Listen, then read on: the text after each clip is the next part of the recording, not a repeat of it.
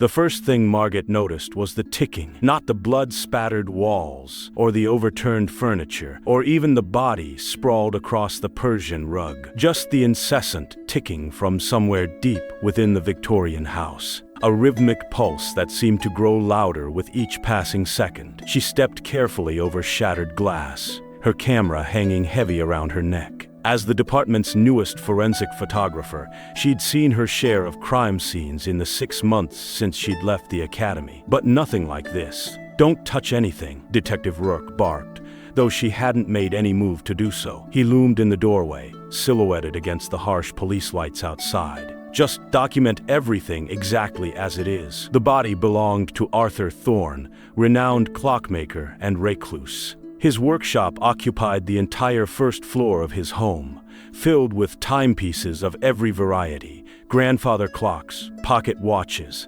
intricate astronomical models, all of them ticking in a discordant symphony that made Margot's skin crawl. "Cause of death?" she asked, adjusting her lens. "Blunt force trauma," Rourke replied. "Medical examiner says between 11 and midnight last night." Margot frowned. "That's unusually specific." Every clock in the house stopped at 11:27 p.m., even the ones that shouldn't have been affected by the struggle. She photographed the victim's hands, first calloused fingers frozen in rigor mortis, clutching what appeared to be a brass key. His eyes were open, fixed in expression of shock rather than fear. As she worked her way around the scene, Margot noticed something odd. Among the hundreds of clocks, one space on the wall stood conspicuously empty. Dust outlined where something had hung until very recently. "Detective," she called. "Something's missing." Rourke appeared at her side. "What is it?" "A clock, I think. Something was removed from this spot." He nodded grimly. His daughter mentioned he was working on something special. A commission for some wealthy collector. His daughter? "I thought he lived alone." "He does. Estranged daughter lives across town. Haven't seen each other in years, according to her." Margot captured the empty space, the dust pattern. Then she noticed a small photograph tucked halfway beneath the rug. A young woman with Arthur's eyes, standing beside what looked like an extraordinarily complex clock face. "Mind if I look around upstairs?" she asked. Rourke shrugged. "Be my guest." Forensics already cleared it. The second floor was eerily pristine compared to the chaos below. No sign of disturbance or struggle. Just more clocks on every surface, hanging from every wall, all showing 11:27, except one. In what appeared to be Arthur's bedroom, a small desk clock read 2:13. Margot photographed it, wondering if it had simply been broken before the murder. She noticed a journal beside it, open to a page filled with diagrams and equations. The handwriting grew increasingly erratic toward the bottom of the page, ending with a single sentence underlined 3 times. "She knows what I've done." The sound of footsteps on the stairs made her turn, but instead of Rourke's bulky frame, a slender woman appeared in the doorway. She had Arthur's eyes. "You shouldn't be in here," the woman said quietly. "I'm with the police," Margot replied. "Forensic photography." "Diana Thorne," the woman said. "Arthur was my father." Something about her voice made Margot's hand drift toward her phone.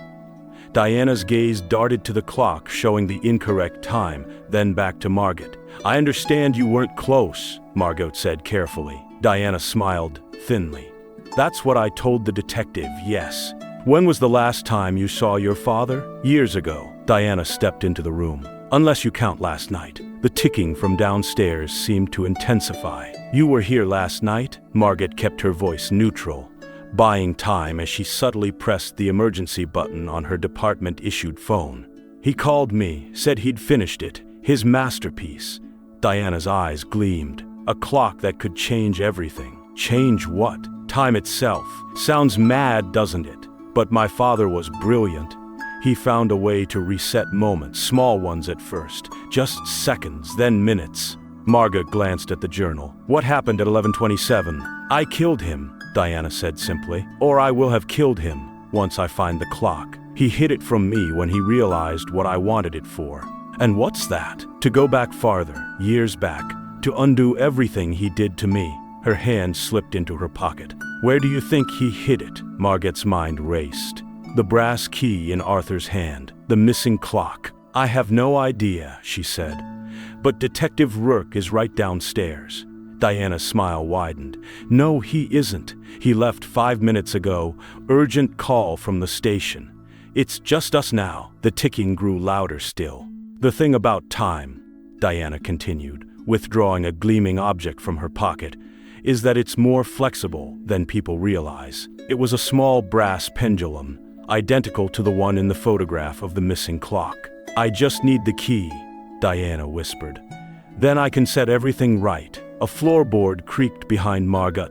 "Drop it," came Rourke's voice, his gun trained on Diana. What happened next seemed to unfold in slow motion. Diana lunged toward the desk. Rourke fired. The bullet struck Diana's shoulder, spinning her around.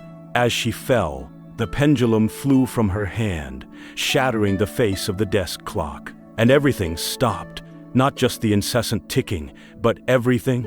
Rourke mid-stride, Diana frozen in her fall, dust particles suspended in the air where the sunlight broke through the curtains. Everything except Margot. She stood paralyzed, not by whatever force had halted the others, but by fear. From somewhere deep within the house came a single, resonant chime.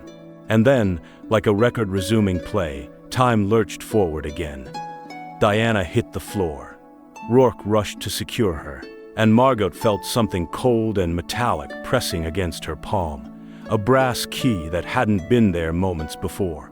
Later, after Diana had been taken away, and Rourke had dismissed Margot's attempts to explain what she'd experienced, she found herself alone in her apartment, the key heavy in her pocket. Her phone buzzed with a text from an unknown number. 2:13, "The time I should have died. Find the clock, Margot. Some doors should remain locked." The message disappeared as soon as she'd read it. And somewhere nearby, she could swear she heard ticking. Margot examines the crime scene photographs spread across her desk later that night, studying every angle of the clockmaker's workshop for clues.